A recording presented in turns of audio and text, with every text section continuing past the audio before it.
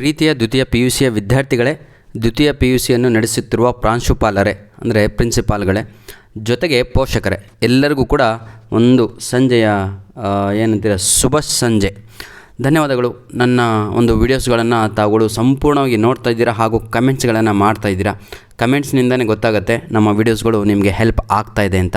ಬರೀ ನೀವಷ್ಟೇ ಅಲ್ಲ ಸರ್, ನಿಮ್ಮ ಆ ಕಡೆ ಈ ಕಡೆ ಇರೋರಿಗೂ, ನಿಮ್ಮ ಫ್ರೆಂಡ್ಸಿನ ಮಕ್ಕಳಿಗೂ ಹೆಲ್ಪ್ ಆಗಲಿ ಹಾಗೂ ನಿಮ್ಮ ಫ್ರೆಂಡ್ಸಿಗೂ ಹೆಲ್ಪ್ ಆಗಲಿ ಅಂತ ದೃಷ್ಟಿಕೋನದಿಂದ ಹೆಲ್ಪಿಂಗ್ ಹ್ಯಾಂಡ್ಸ್ಗಳಾಗಿ ದಯವಿಟ್ಟು ನಮ್ಮ ವಿಡಿಯೋಸ್ಗಳನ್ನು ನಿಮ್ಮ ಫ್ರೆಂಡ್ಸ್ಗಳಿಗೆ ಶೇರ್ ಮಾಡೋದನ್ನು ಮರೆಯಬೇಡಿ. ಬನ್ನಿ sir, without wasting our time let me start this informative video. ಆಯಿತಾ? ಬಹಳ ಜನಕ್ಕೆ ಭಾಳ ಡೌಟ್ ಇದೆ, ಅದನ್ನೆಲ್ಲ ಕ್ಲಿಯರ್ ಮಾಡಲಿಕ್ಕೆ ಅಂತಲೇ ಬಂದಿದ್ದೇನೆ. ನೋಡಿ, ಈ ಒಂದು ವಿಡಿಯೋ ಎಲ್ಲರಿಗೂ ಕೂಡ ಸಂಬಂಧಪಟ್ಟಿರುವಂಥದ್ದು.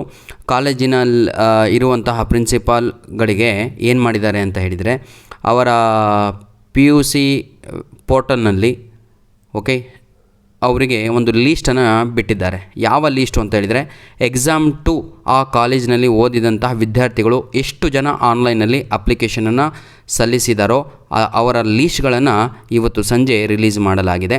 ಆ ಕಾಲೇಜಿನಲ್ಲಿ ಅವರಿಗೆ ಎಷ್ಟು ಜನ, ಸುಮಾರು ಒಂದು 200 ಜನದಲ್ಲಿ 100 ಜನ ಅಪ್ಲಿಕೇಶನ್ ಹಾಕಿದರೆ ಅದರ ಒಂದು ಮಾಹಿತಿ ಅವರಿಗೆ ಅಲ್ಲಿ ಲಭ್ಯವಾಗುತ್ತೆ. ಯಾಕೆ ಅಂತ ಹೇಳಿದರೆ, ಹಾಲ್ ಟಿಕೆಟ್ಗಳು ನಿಮಗೆ ಅಲ್ಲೇ ಸಿಗೋದು. ಬನ್ನಿ ಸರ್, ಹಾಲ್ ಟಿಕೆಟ್ PUC 2 ಎಲ್ಲಿ ನಮಗೆ ಲಭ್ಯವಾಗುತ್ತೆ ಸರ್?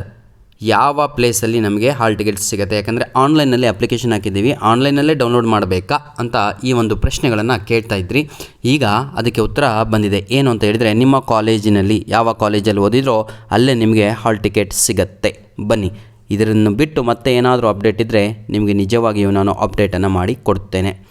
ನೆಕ್ಸ್ಟ್, ಆನ್ಲೈನಲ್ಲಿ ಸಿಗುತ್ತೋ ಅಥವಾ ಕಾಲೇಜ್ನಲ್ಲಿ, ಅದಕ್ಕೆ ಸಂಪೂರ್ಣವಾಗಿ ನಿಮಗೆ ಮಾಹಿತಿಯನ್ನು ಈಗ ಕೊಟ್ಟಿದ್ದೇನೆ. ಇನ್ನೊಂದು ಡೌಟ್ ಇದೆ ನಿಮಗೆ. ಏನು ಅಂತ ಹೇಳಿದರೆ, ಸರ್ ಏನು ಡೌಟ್ ಅದು ಸರ್, ಸೆಂಟರ್ ಎಕ್ಸಾಮ್ 1ಗೆ ಬರ್ದಲ್ವೋ ಅದೇ ಕಾಲೇಜಲ್ಲಿ ಇರುತ್ತಾ ಅಂತ.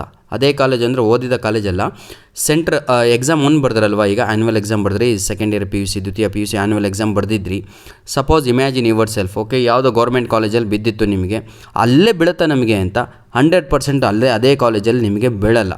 ಹಣೆ ಬರ ಸರಿ ಇಲ್ಲ ಅಂದರೆ ಮತ್ತೆ ಅಲ್ಲೇ ಬೀಳುತ್ತೆ ಅಷ್ಟೇ. ಯಾಕಂದರೆ ಇಲ್ಲಿ ಕೈ ಎಣಿಕೆ ಇರೋ ಅಂದರೆ ಓವರಾಲ್ ಎಲ್ಲ ವಿದ್ಯಾರ್ಥಿಗಳು ಬರೆಯಲ್ಲಪ್ಪ ಎಕ್ಸಾಮ್ 2 ಯಾರು. ಆಯಿತಾ? First attempt is the best attempt ಅಂತಲೇ ಹೇಳ್ತೀವಿ. ಎಕ್ಸಾಮ್ 2 ಒಂದು 20% ವಿದ್ಯಾರ್ಥಿಗಳು ಬರಿಬೋದು, 100ರಲ್ಲಿ 20 ಜನ ಬರಿಬೋದು. ಹೀಗೆ ಆಯಿತಾ? ಅಂಡರ್ಸ್ಟ್ಯಾಂಡ್ ಮಾಡ್ಕೊಳ್ಳಿ. 100%ಅಲ್ಲಿ 100 ಜನನೂ ಬರೆಯಲ್ಲ. ಒಂದು 20% ವಿದ್ಯಾರ್ಥಿಗಳು ಎಕ್ಸಾಮ್ 2 ಬರಿಬೋದು. ಇಂಪ್ರೂವ್ಮೆಂಟ್ ಮಾಡಲಿಕ್ಕೋಸ್ಕರ ಅಥವಾ ಎಕ್ಸಾಮ್ ಅನಾರೋಗ್ಯವಾಗಿ ಬರದೇ ಇರುವಂಥ, ಅಟೆಂಡ್ ಮಾಡದೇ ಇರುವಂಥ, ಆಬ್ಸೆಂಟ್ ಆಗಿರುವಂಥ ವಿದ್ಯಾರ್ಥಿಗಳು ಅಥವಾ ಫೇಲ್ ಆಗಿರುವಂಥ ವಿದ್ಯಾರ್ಥಿಗಳು ಮಾತ್ರ ಬರೀತಾರೆ ಎಕ್ಸಾಮ್ 2 ಆಯಿತಾ? ಬರೆದ್ರೆ ಏನೂ ತೊಂದರೆ ಇಲ್ಲ. ಬನ್ನಿ, ಚೇಂಜ್ ಆಗುತ್ತಾ ಸೆಂಟ್ರು? ಚೇಂಜ್ ಆಗೇ ಆಗುತ್ತಲ್ವ. ಯಾಕೆಂದರೆ ಎಲ್ಲರೂ ಕೂಡ ಬರಿತಾ ಇಲ್ಲ. ಯಾವುದೋ ಒಂದು ಕಾಲೇಜನ್ನು ಆ ಒಂದು ಡಿಸ್ಟಿಕಲ್ಲಿ ನೇಮಕ ಮಾಡಿಬಿಟ್ಟು ಅಲ್ಲಿ ಎಕ್ಸಾಮನ್ನು ನಡೆಸಲಾಗತ್ತೆ. ಬನ್ನಿ, ಈ ಹಾಲ್ ಟಿಕೆಟ್ ಯಾವ ಸಮಯದಲ್ಲಿ ರಿಲೀಸ್ ಮಾಡಲಾಗುತ್ತೆ ಸರ್? ನಮಗೆ ಹಾಲ್ ಟಿಕೆಟ್ ಯಾವಾಗ ಸಿಗುತ್ತೆ ಅಂತ. ನಿಮಗೆ ಎಷ್ಟು ಅರ್ಜೆಂಟ್ ಅಂತ ಹೇಳಿದರೆ, ಮದುವೆ ಇವತ್ತೇ ಆಗ್ತಾ ಇರುತ್ತೆ, ಅವನಿಗೆ ಹೋಗಿ ಕೇಳೋದು, ಕಂಗ್ರ್ಯಾಚುಲೇಷನ್ ಬ್ರೋ, ಯಾವಾಗ ತಂದೆ ಆಗ್ತೀಯಾ ಅಂತ. ಇಂತಹ ನೀವು ಪ್ರಶ್ನೆಗಳನ್ನು ನಮಗೆ ಕೇಳ್ತಾ ಇದ್ದೀರಾ. ಇವತ್ತೇ ಎಕ್ಸಾಮನ್ನು ಅಪ್ಲಿಕೇಶನ್ ಹಾಕಿದ್ದೀರಾ, ಸರ್ ಹಾಲ್ ಟಿಕೆಟ್ ಯಾವಾಗ ಸಿಗುತ್ತೆ ಅಂತ. ಫಸ್ಟು ಎಕ್ಸಾಮಿಗೆ ಪ್ರಿಪ್ರೇಷನ್ ಮಾಡ್ಕೊಳ್ಳಿ ವಿದ್ಯಾರ್ಥಿಗಳೇ, ಅರ್ಥ ಆಯ್ತಲ್ವ? ಮತ್ತೆ ಆ ಎಕ್ಸಾಂಪಲನ್ನು ಮತ್ತೆ ನೀಡೋದು ಬೇಡ, ಯಾವ ಪ್ರಿಪ್ರೇಷನ್ ಮಾಡ್ಕೋಬೇಕು ಅಂತ. ನನ್ನ ಮಾತನ್ನು ಕೇಳಿ. ಇಲ್ಲಿ ತಾವುಗಳು ಈಗ ಎಕ್ಸಾಮನ್ನು ಕಟ್ಟಿದ್ದೀರಾ ಅಂದರೆ ನೆಕ್ಸ್ಟ್ ಸ್ಟೆಪ್ಪು ಹಾಲ್ ಟಿಕೆಟ್ ಅಲ್ಲ ಸರ್. ನೆಕ್ಸ್ಟ್ ಸ್ಟೆಪ್ ಇರುವಂಥದ್ದು ನಿಮಗೆ ಏನು ಪ್ರಿಪ್ರೇಷನ್ ಮಾಡಿಕೊಳ್ಳುವಂಥದ್ದು. ನೀವು ಇಂಪ್ರೂವ್ಮೆಂಟ್ ಮಾಡ್ಕೊತಾ ಇದ್ದೀರೋ ಅಥವಾ ಫೇಲ್ ಆಗಿದ್ದೀರೋ ಆ ಬೇಸಿನ ಮೇಲೆ ಏನು ಓದಬೇಕು ಅಂತ ಡಿಸೈಡನ್ನು ಮಾಡಿಕೊಂಡು ತಾವುಗಳು ಓದಬೇಕಾಗತ್ತೆ. Hope everything is clear. ಎಲ್ಲ ಕ್ಲಿಯರ್ ಆಗಿದೆ ಅಂದ್ಕೊಂಡಿದ್ದೀನಿ. ಆ ಎಕ್ಸಾಂಪಲ್ ಅಲ್ಲೇ ಮರೆತುಬಿಡಿ ಆಯಿತಾ ಹೇಳಿದ್ದು. ನೆಕ್ಸ್ಟು, ಸರ್ ಎಕ್ಸಾಮ್ 2 ಬರೆದ್ರೆ ಅಥವಾ ಎಕ್ಸಾಮ್ 3 ಬರೆದ್ರೆ, ಎಕ್ಸಾಮ್ 2 ಮತ್ತು ಎಕ್ಸಾಮ್ 3 ಕೂಡ ಇದೆ. ಎಕ್ಸಾಮ್ 2 ಬರೆದ್ರೆ ಅಥವಾ ಎಕ್ಸಾಮ್ 3 ಬರೆದ್ರೆ ನಮ್ಮ ಮಾರ್ಕ್ಸ್ ಕಾರ್ಡ್ ಮೇಲೆ ಏನಾದರೂ ಒಂದು ಸೀಲ್ ಹೊಡಿತಾರ ಎಕ್ಸಾಮ್ 2 ಅಂತ, ಅಥವಾ ಎಕ್ಸಾಮ್ 3 ಬರೆದಿದ್ದಾನೆ ಹುಡುಗ, ಅಥವಾ ರಿಪೀಟರ್ಸ್ ಅಂತ, ಅಥವಾ ಫೇಲ್ ಆಗಿದ್ದ, ಅಥವಾ ಇಂಪ್ರೂವ್ಮೆಂಟ್ ಮಾಡ್ಕೊಂಡಿದ್ದಾನೆ ಅಂತ. ನೋಡಪ್ಪ, ಏನು ಕೂಡ ಬರೆಯಲ್ಲ.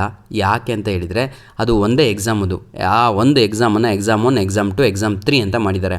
ಫಸ್ಟಿಗೆ ಸಪ್ಲಿಮೆಂಟ್ರಿ ಅಂತ ಇತ್ತು, ಹಾಗಾಗಿ ಮಗುಗೆ ಅಲ್ಲಿ ಸ್ಟಾರ್ ಮಾರ್ಕ್ ಹಾಕೋರು. ಸ್ಟಾರ್ ಮಾರ್ಕ್ ಅಂತ ಇಂಡಿಕೇಟ್ಸ್ ಏನು ಅಂತ ಹೇಳಿದರೆ, ಇವನು ಮತ್ತೆ ಅದನ್ನು ಎಕ್ಸಾಮ್ ಫೇಲ್ ಆಗಿ ಬರೆದಿದ್ದಾನೆ ಅಂತ. ಇಲ್ಲಿ ಫೇಲ್ ಅಂತ ಕಾನ್ಸೆಪ್ಟೇ ಇಲ್ಲ, ಹಾಗಾಗಿ ವಿದ್ಯಾರ್ಥಿಗಳಿಗೆ ಡೈರೆಕ್ಟಾಗಿಯೇ ಬರುವಂಥದ್ದಾಗಿದೆ. ಹೋಪ್ ಎಲ್ಲ ಕ್ಲಿಯರ್ ಆಗ್ತಾಯಿದೆ ಅಂದ್ಕೊಂಡಿದ್ದೀನಿ. ಇನ್ನೊಂದು ಮುಖ್ಯವಾದ ವಿಷಯ ಇದೆ. ಏನು ಅಂತ ಹೇಳಿದರೆ, ಏನದು ಫೇಲ್ ಆದಂಥ ವಿದ್ಯಾರ್ಥಿಗಳು ಅಥವಾ ಇಂಪ್ರೂವ್ಮೆಂಟ್ ಮಾಡಿಕೊಳ್ಳಲು ನಿಮ್ಮ ಅಂಕಗಳನ್ನು ಎಕ್ಸಾಮ್ 2 ಕಟ್ಟಿರುವಂಥ ವಿದ್ಯಾರ್ಥಿಗಳಿಗೆ ದಯವಿಟ್ಟು ಸರಿಯಾಗಿ ಕೇಳ್ಕೊಳ್ಳಿ. ಮತ್ತೆ ಆ ವಿಡಿಯೋಸ್ಗಳನ್ನು ಹಾಕಿ ಅದನ್ನು ಹಾಕಿ ಇದನ್ನು ಹಾಕಿ ಅಂತೆಲ್ಲ 1 ತಿಂಗಳು ಕೂಡ ಆಗಿಲ್ಲ ಸರ್ ಎಕ್ಸಾಮ್ ಆಗಿ.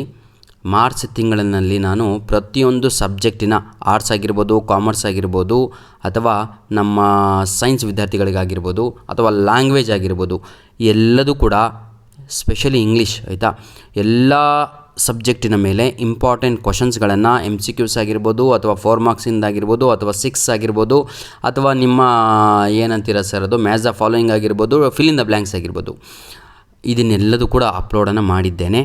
ದಯವಿಟ್ಟು ಆ ಎಲ್ಲ ವೀಡಿಯೋಸ್ಗಳನ್ನು ತಾವುಗಳು ನೋಡಿದ್ದೇ ಆದಲ್ಲಿ, ತಾವುಗಳು ಅದನ್ನು ಉಪಯೋಗಿಸಿದ್ದೇ ಆದಲ್ಲಿ ಎಕ್ಸಾಮ್ಗಿಂತ ಮುಂಚೆ ಸರ್ 1 ಡೇ ಬಿಫೋರ್ ನಾನು ನಿಮ್ಮ ವಿಡಿಯೋ ನೋಡಿದೆ ಸರ್, ಅದನ್ನು 15 ದಿನ ಮುಂಚೆ ನೋಡಬೇಕಿತ್ತು.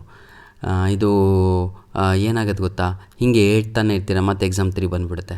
ಹಾಗಾಗಿ ಇವತ್ತೇ ಹೇಳ್ತಾ ಇದ್ದೀನಿ, ಈ 29ಗಲ್ವಾ 29ಗೆ ಸ್ಟಾರ್ಟ್ ಆಗುವಂಥದ್ದು ಎಕ್ಸಾಮ್ 2. ಅದಕ್ಕಿಂತ ಮುಂಚೆ ಟೈಮ್ ಟೇಬಲ್ಲು ರಿಲೀಸ್ ಮಾಡಿದ್ದಾರೆ, ಅದನ್ನು ಕೂಡ ಅಪ್ಲೋಡ್ ಮಾಡಿ ಕೊಟ್ಟಿದ್ದೇನೆ ಕನ್ನಡ ಮೀಡಿಯಮಲ್ಲೂ ಇಂಗ್ಲೀಷ್ ಮೀಡಿಯಮಲ್ಲೂ. ಅದನ್ನು ತಾವುಗಳು ಆ ಒಂದು ವಿಡಿಯೋದ ಡಿಸ್ಕ್ರಿಪ್ಷನ್ ಬಾಕ್ಸಲ್ಲಿ ಲಿಂಕನ್ನು ಕೊಟ್ಟಿದ್ದೇನೆ, ಅಲ್ಲಿಂದ ಡೌನ್ಲೋಡನ್ನು ಮಾಡಿಕೊಳ್ಬೋದು. ಹೋಪ್ ಎವ್ರಿಥಿಂಗ್ ಈಸ್ ಕ್ಲಿಯರ್ ಅಂತ ಅಂದ್ಕೊಂಡಿದ್ದೇನೆ. ಯಾಕಂದರೆ ನಮ್ಮ ವಿದ್ಯಾರ್ಥಿಗಳು ಬಹಳ ಈಗ ಓದುತ್ತಿರೋ ವಿದ್ಯಾರ್ಥಿಗಳಿಗೆ, ಇಂಪ್ರೂವ್ಮೆಂಟ್ ಮಾಡಿಕೊಳ್ಳುವವರಿಗೂ, ಹಾಗೂ ಫೇಲ್ ಆದಂಥ ವಿದ್ಯಾರ್ಥಿಗಳಿಗೂ, ಅಥವಾ ಸುಮ್ಮನೆ ಕೂತ್ಕೊಂಡು ಕೆಲಸ ಇಲ್ದಂಗೆ ಬರೆಯುತ್ತಿರೋ ವಿದ್ಯಾರ್ಥಿಗಳಿಗೂ ಎಲ್ಲರಿಗೂ ಕೂಡ ಆಲ್ ದ ಬೆಸ್ಟ್ ಅಂತ ಹೇಳ್ತಾ ವಿಡಿಯೋನ ಇಲ್ಲಿಗೆ ಮುಗಿಸ್ತಾ ಇದ್ದೇನೆ. ಇನ್ನೂ ಏನಾದರೂ ಡೌಟ್ಸ್ ಇದ್ದರೆ ತಾವುಗಳು ಕಮೆಂಟ್ಸಲ್ಲಿ ನಮಗೆ ಹಾಕ್ಬೋದು ಅಂತ ಹೇಳ್ತಾ ವಿಡಿಯೋನ ಇಲ್ಲಿಗೆ ಫಿನಿಷ್ ಮಾಡ್ತಾ ಇದ್ದೇನೆ. God bless you all. ಧನ್ಯವಾದಗಳು ಪ್ರೀತಿಯ ವಿದ್ಯಾರ್ಥಿಗಳೇ.